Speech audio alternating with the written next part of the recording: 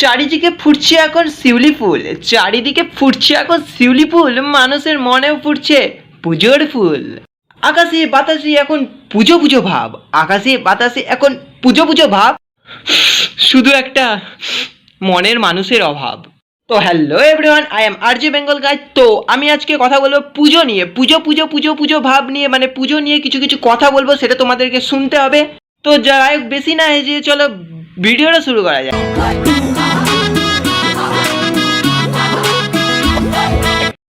আমি আজকে প্রচণ্ড রেগে আছি, দেখো আমার চোখগুলো লাল হয়েছে, কিন্তু সাদা মনে হচ্ছে ক্যামেরাতে, ওটাই যা সমস্যা।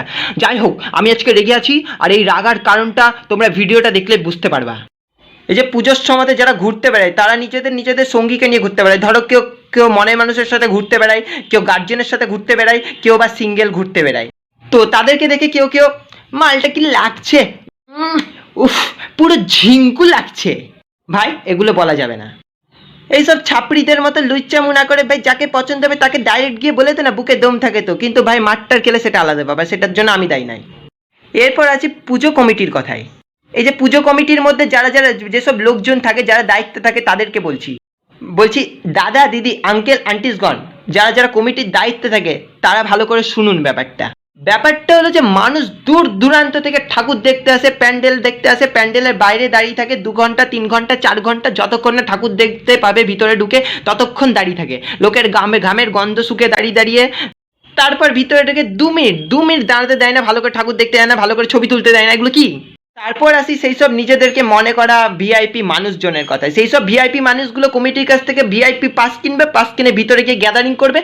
যারা দূর দূরান্ত থেকে ঠাকুর দেখতে আসে, প্যান্ডেলের বাইরে 2-3 ঘন্টা ধরে দাঁড়িয়ে থাকে, যাদের ভিআইপি পাস কেনার সামর্থ্য নেই, আমাদের মতো সাধারণ মানুষ, তারা কি করে না, ওই প্যান্ডেলের বাইরে 2-3 ঘন্টা থেকে দাঁড়িয়ে থাকে। বলছি যারা প্যান্ডেলের বাইরে 2-3 ঘন্টা ধরে দাঁড়িয়ে থাকে তারা কি বোকা? তারপরটা তোমরা বুঝে নাও। আর চাঁদা দেওয়ার বেলায় কি ওই ভিআইপি মালগুলো এসে চাঁদা দেয় না? সবাই চাঁদা দেয়। এরপর আসি পুজোর সময় ঘুরতে বেড়ানো সেই সব বাইক রাইডার্সগুলোর কথায়।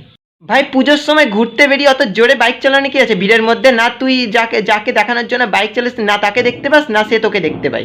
এর থেকে ভালো স্লো মোশনে বাইক চালা, বাইক চালিয়ে তুইও ওকে দেখ, ও তোকে দেখুক। বুঝলি তো? বোঝার চেষ্টা কর ভাই, বোঝে না। সব থেকে ইম্পর্টেন্ট পার্ট অফ দুর্গা পূজা, সেটা হচ্ছে ফটোশ্যুট করা, কাশবনের মধ্যে ঢুকে ফটোশ্যুট করা পাবলিকগুলোর কথা। তো বলছি তোর ফটোশ্যুট কর, যা ইচ্ছা তাই কর কাশবনের মধ্যে ঢুকে, কিন্তু কাশফুলগুলো ভাঙার কি দরকার? প্রাকৃতিক সৌন্দর্যকে নষ্ট করার কি দরকার? মানে পাশে কি কোনো জায়গা থাকে না? মানে কাশবনের ভিতরেই ঢুকে ছবি তুলতে হবে কেন? পাশেও তো অনেক জায়গা থাকে, পাশে বসেও তো উপরে পিছনে ব্যাকগ্রাউন্ডটাকে নেওয়া যায়, তাই না?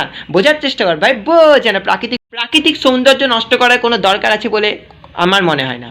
মানে ও দুর্গা পুজোর ওটা ঐতিহ্য, কাশফুলটা, বুঝলে তো? ওগুলোকে ভেঙে লাভ নাই তো ফটোশ্যুট করতে গিয়ে, তাই না? এত বছর সিঙ্গেল থাকার পর নিশ্চয়ই তোমরা এবছর পুজোয় ঘোরার জন্য মনের মানুষকে খুঁজে পেয়েছো। যদি না পাইয়া থাকো তাহলে কিছু বলার না, তোমাদের ভাগ্যই খারাপ, তোমাদের দ্বারা আর হবে না, বুঝলে তো? আমি ভিডিওটা শেষ করি, আমাকেও মনের মানুষ খুঁজতে যেতে হবে। টাটা, বাই বাই, মিলতে নেক্সট ভিডিও में, तब तक के लिए बाय बाय। अबे तेरा थोबड़ा देख काड़ा पहले आईने में थोबड़ा देख, মনের মানুষ খুঁজতে যাবে, আগে নিজের থোবড়া আয়নাতে দেখায়, তারপরে মনের মানুষ খুঁজতে যা। দেখেছো তো? এরকম বন্ধু থাকলে মানে কি আর বলবো, কিছু বলার নাই। ভিডিওটা শেষ করি, টাটা, বাই বাই।